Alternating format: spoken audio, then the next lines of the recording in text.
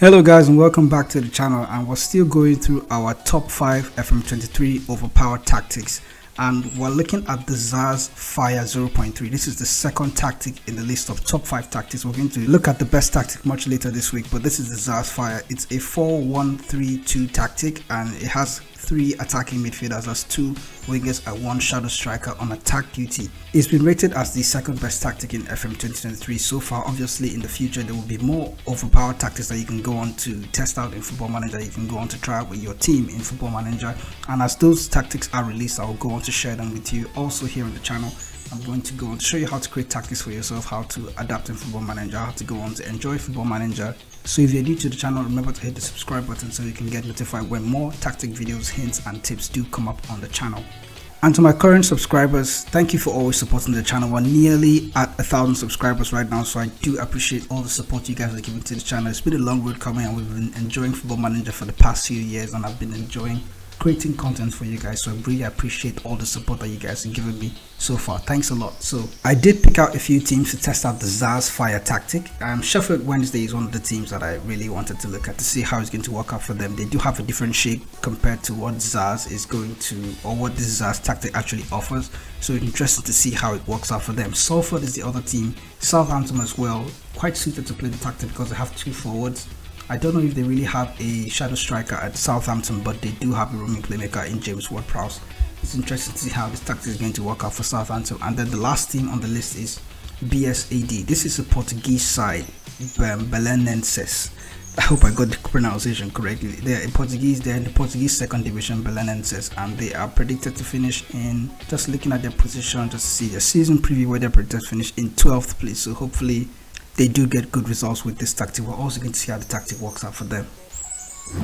So we'll go on to look at the player roles and player instructions, team instructions as to how the tactic is compiled and what the ZaZ Fire tactic really is. So we're going to unbox all the instructions, starting with the players and their player roles. There are 2 attacking or 2 strikers, advanced forwards on attack. There's a shadow striker on attack duty, 2 inverted wing backs on attack with the roaming playmaker in the defensive midfield position playing on support duty.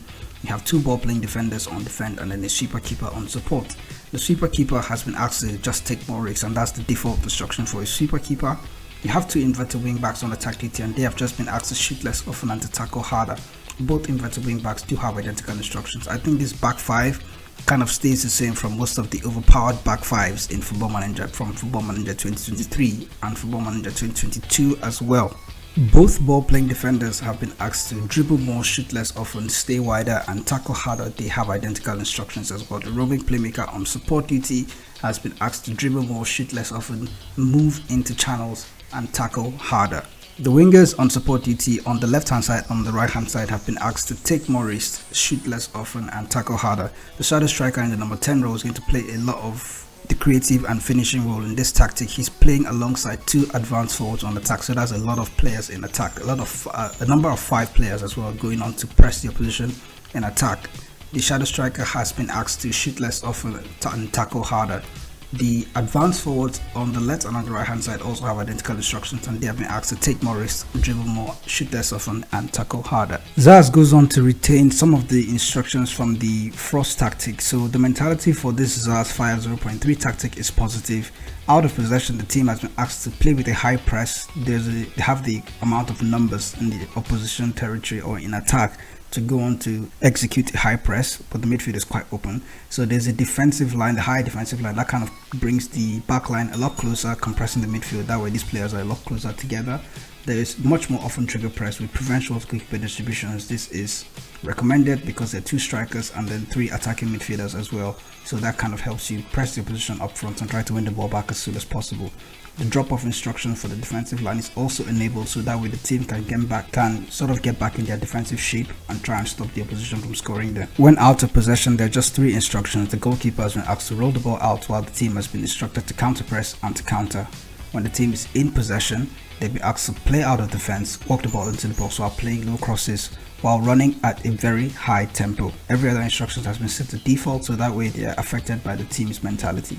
With this, I think it's easier, or the tactic is a lot more inclined to tweak, so that way the way the tactic is designed, you can go on to tweak the tactic, use the balanced mentality or a cautious mentality game by game depending on the matches that you're playing. There aren't that many team instructions that can affect most of the changes that you make in game. So we're back at the end of the season with Southampton and all the other teams. Well, just to inform you, Sheffield Wednesday didn't quite make the cut. They went on to lose at some, or they went on to part company with their manager at some point in the season. We're still going to look at them to see how they ended up. So looking at Southampton, they got knocked out from the FA Cup by Liverpool. They got knocked out by Brentford in the Carabao Cup, but they did qualify for European football, which is quite good looking at where they're standing. And then they are 6 points off the Champions League places. Although they did go on to lose 12 times in the league, they did quite well in general looking at how the tactic turned out for them. Southampton were the highest scorers in the Premier League, two goals more than Liverpool that went on to score 103 goals. Southampton went on to score 105. They had the most dribbles and then the most tackles. Fewest conceded, not Southampton, because as much as they were scoring a lot,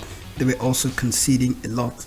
They had 1.58 points per game, and then fewer shots against. Also Southampton were not going to be among that because they didn't defend that well with the tactic. They did go on to have the most shots, 686, which is quite good as well. So with the hands-on approach with this tactic, you're probably going to get better results than the one that we have here.